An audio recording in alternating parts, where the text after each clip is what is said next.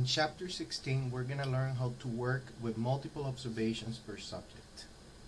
Because SAS processes are one observation at a time, you need special programming tools when you want to analyze data where there are multiple observations per subject or any other grouping variable. For example, suppose you have a data set in which each observation represents a patient visit to a clinic. You record the patient ID, the date of the visit, and some health-related values, like the blood pressure, the weight, etc.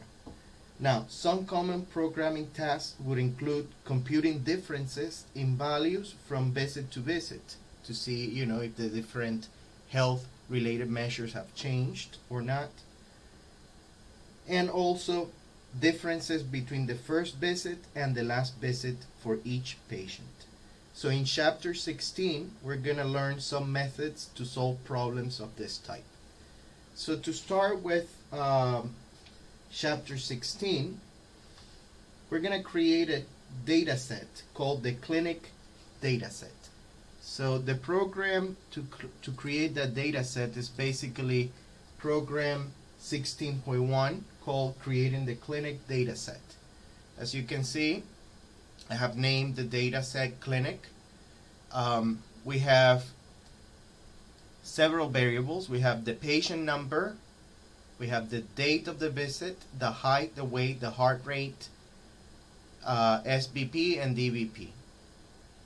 So systolic blood pressure basically, and diastolic blood pressure. So also we have this in format statement saying that the date is in the format month, day, year, 10 characters, as you can see here, and that the patient number is a character variable with 3 characters. Okay. So now I'm formatting my date to a different type of format than the one we have here. We're going to have date 9 dot. We learned that this type of format basically gives you the month, an abbreviation of the month, and then the day and the year.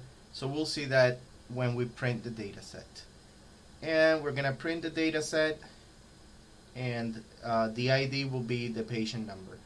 So you can see, for example, patient 1 attended the clinic twice, patient 3 attended the clinic 3 times, and patient 2 only once. So the whole point of this chapter is to learn to work with multiple observations per subject. And we're going to be using this data set to illustrate the different things that you can do. Let's run it. And now we have the data set. We have the patient number, we have the date in a new format, the date 9 format, height, weight, heart rate, SBP, DVP for each of the patients and in the different visits that they had to the clinic.